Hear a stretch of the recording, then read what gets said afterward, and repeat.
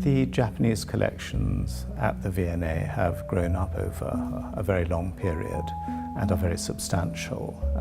The fact that we have so many objects is a reflection of the very great interest in Japan there has been from the middle of the 19th century onwards. So the history of collecting Japan at the V&A dates right back to its origins. The Japanese collection at the V&A comprises perhaps 50,000 objects altogether. And of course, one could never show a more than small part of it. But since 1986, we've been extremely fortunate in having a gallery which is sponsored by the Toshiba Corporation and therefore called the Toshiba Gallery of Japanese Art, which allows us to show some of our, a range of objects from our collection and many of the great highlights. Well, as you probably know, the V&A is particularly famed for its collections of textiles and dress, and that's certainly the case for Japan as well as for other parts of the world.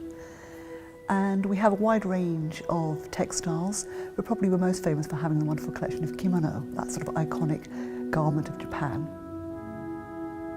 So this kimono commemorates the first flight from Japan to Europe. It was a Japanese-built plane built by Mitsubishi, and it set off on the 6th of April 1937, and it landed 3 days later on the 9th of April at Croydon Airport. And the kimono shows the plane itself, and it shows the route the plane took, but it also shows in roundels, it shows the symbols of the two countries, if you like, of Japan and Britain. It shows Mount Fuji and Tower Bridge. And it would have been worn, as I say, by a young boy, and it's the idea of sort of wrapping a child in imagery like this. It was suggesting that you hoped your child would grow up to be brave and heroic and courageous, just like the pilot himself. And to, as I say, to have a garment that actually has images of Japan and images of Britain, it just seemed the perfect garment to display in a British museum, in a Japanese gallery.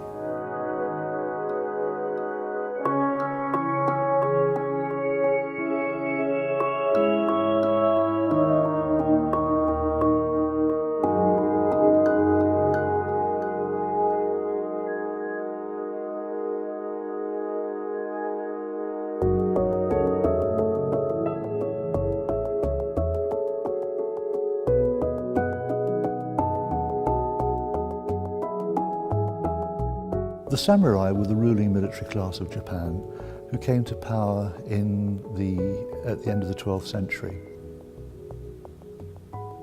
The Japanese had great reverence for the sword.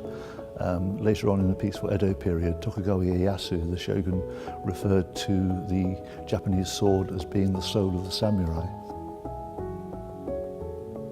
The blade of this sword was made by a man named Morimitsu, who came from Bizen province, which is in the west of Japan, the modern-day Okayama prefecture.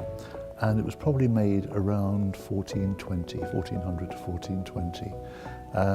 The scabbard is much later, because in Japan, the blade is the most important part of a sword, and a blade can be remounted in different styles at different times to suit different occasions.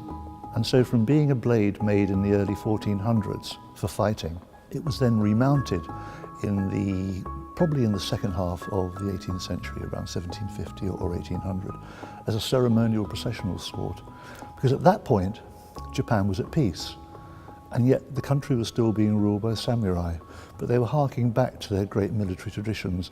And of course, high-ranking samurai, and nobody but a high-ranking samurai would own this sword, wanted a piece of Japan's great historical samurai military past. A big area, of course, that is very well known in the West is Japanese product design.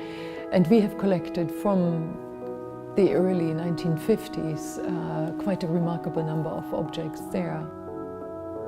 The courtier is a remarkable design by a design studio based in Tokyo called Nendo under the directorship of Okisato. It was designed in 2009 as a limited edition of only 8 objects. The courtier is only possible by using a steel core in it and cladding this with a very thin maple veneer. I probably love most about it this hidden quality that no one kind of on the first glance that you wouldn't expect, that it's actually a piece of craftsmanship that is here on show. And that is probably something that is quite Japanese, that you wouldn't try to show off as how remarkable you can do certain things.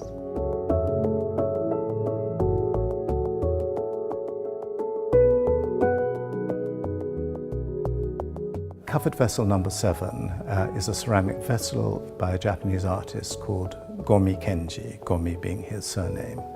And it was made in 2012 and exhibited in New York before coming to the V&A. The vessel is made from earthenware. Well, it's made from clay, quite a highly grolled clay, so it has a very rich texture to it. And it is fired to a fairly low temperature in a strongly reducing atmosphere, which causes the rather ghostly, whitish, blackish colours that you see in it. The walls of the lower part and the upper part are very, very thick. And in fact, as you put the lid onto the base, it makes a rather disturbing, grinding sound, rather like the enclosing of a tomb. And my feeling about this piece is that it's a very numinous object. It does suggest a certain otherworldliness. It's a vessel that is something that may or may not hold something, and therefore it does sort of play on one's imagination.